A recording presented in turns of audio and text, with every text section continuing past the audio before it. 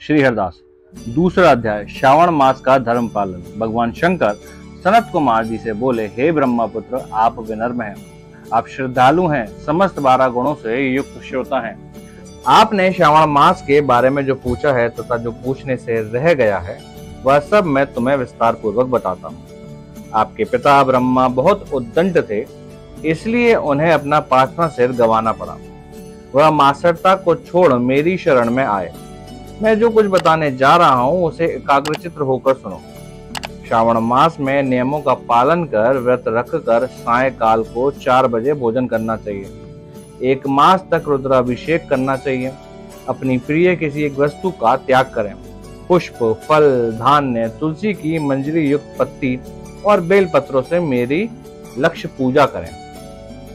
कोटिलिंग पूजन करें। ब्राह्मणों को प्रेम पूर्वक भोजन कराएं। नियम का पालन करें। मुझे पंचामृत से अभिषेक अति प्रिय है, अंततः उसे भी करें। इस मास में किया जाने वाला कृत्य अनंत फल देने वाला है। इस मास में भूमि पर शयन करना चाहिए। ब्रह्मचर्य का पालन करना चाहिए। सत्य बोलना चाहिए। पत्तल में भोजन करें। प्रातः काल स्नान ध्यान करके इंद्रियों को वश में रखना चाहिए। एकाग्र मन से प्रतिदिन मेरी पूजा करें। इस महीने में मंत्रों का पुनश्रवण भी उत्तम सिद्धि देने वाला है। गायत्री मंत्र और ओम नमः शिवाय का जाप करें। श्री सूक्त का जाप और भी अधिक फलदायक है।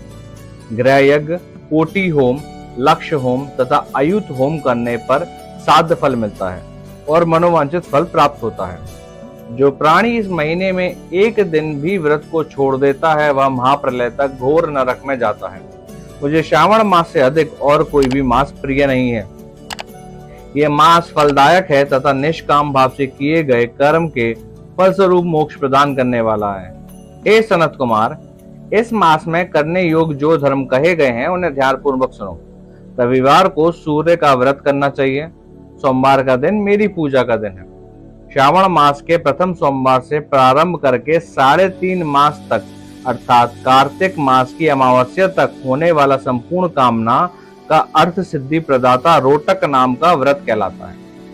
मंगलवार के दिन मंगला गौरी का व्रत रखा जाता है। बुधवार को बुद्ध का व्रत, बृहस्पतिवार को गुरुदेव का व्रत, शुक्रवार को जीवंतिका देवी का व्रत रखते हैं। शनिवार को हनुमान जी तथा नरसिंह जी का व्रत रखा जाता है। अब मैं तुम्हें तिथियों के अनुसार होने वाले व्रतों को बताता हूँ। श्रावण मास के शुक्ल पक्ष की द्वादशीय तिथि को औदुंबर नाम का व्रत होता है। शुक्ल पक्ष की तृतीया को गौरी का व्रत होता है।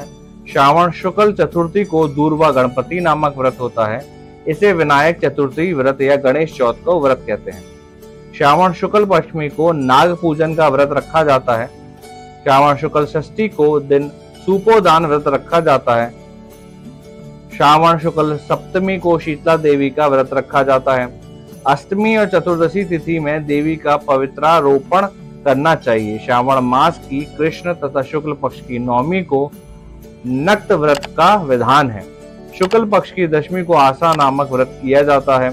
कोई कोई मनुष्य श्रावण मास की दोनों पक्षों यानी शुक्ल और कृष्ण की एकादशी को आशा व्रत रखते हैं। श्रावण शुक्ल पक्ष की द्वादशी को भगवान विष्णु का पवित्रारोपण करना कहा गया है।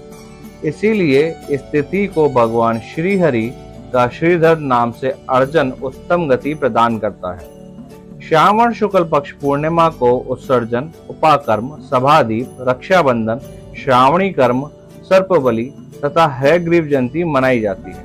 हयग्रीव नामक भगवान विष्णु का अवतार माना गया है। उपरोक्त 7 व्रत श्रावण शुक्ल पूर्णिमा को मनाए जाते हैं। श्रावण कृष्ण चतुर्थी को संकट चतुर्थी, जिसे आम भाषा में संकट चौथ कहते हैं, तथा कृष्ण पक्ष की पंचमी को मानव कल्पादि व्रत रखा जाता है।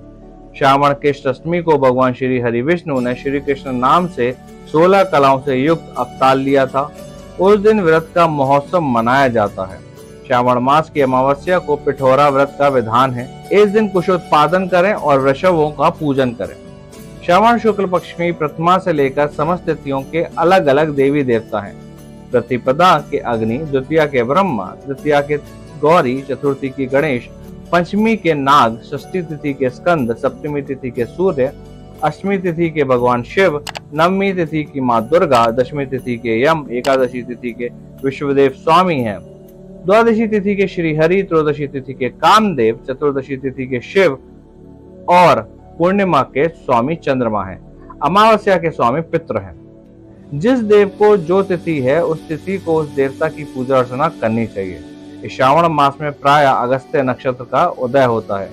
सिंह राशि पर सूर्य के संक्रमण के दिन यह 12:40 बीत जाने पर अगस्त्य नक्षत्र ऋषि का उदय होता है। अगस्त ऋषि को 7 दिन पहले से ही अर्घ देना शुरू करते हैं। 12 महीनों में सूर्य भगवान अलग अलग नाम से प्रज्वलित होते हैं। श्रावण मास में गर्भास्त्र नाम से प्रज्वलित होते हैं, इसलिए श्रावण मास में भक्ति पूर्वक सूर्य देव का पूजन करना चाहिए। श्रावण मास में साग का त्याग करना चाहिए। भाद्रपद मास में दही, अश्विन मास में दूध और कार्तिक मास में दाल का त्याग करना चाहिए। यदि कोई भक्त यहाँ संपूर्ण विधान करने में समर्थ हो तो उसे सभी मनोवांछित फलों की प्राप्ति होती है। हे मुनि श्रेष्ठ, इस श्रावण मास में मनाए जाने वाले व्रत और धर्मों का सविस्तार रूप से वर्णन करना कई सौ वर्षों में भी पूरा नहीं हो सकता। भक्तजन मेरे या श्री हरि के प्रत्यार्थ संपूर्ण व्रत करें। मेरे और श्री हरि में कोई भी भेद नहीं है। मेरे भक्त श्री हरि को प्रिय हैं और श्री हरि के भक्त मुझे प्रिय हैं। जो प्राणी इसमें भेदभाव की कल्पना करते हैं या करेंगे वह नरकगामी होते हैं। हे सनत कुमार, आप श्रवण मास में धर्म का पालन करें। इस प्रकार श्री स्कंद पुराण के अंतर्गत ईश्वर सनत कुमार संवाद में श्रावण मास से महात्म्य में श्रावण मास का धर्म पालन नामक दूसरा अध्याय पूर्ण हुआ।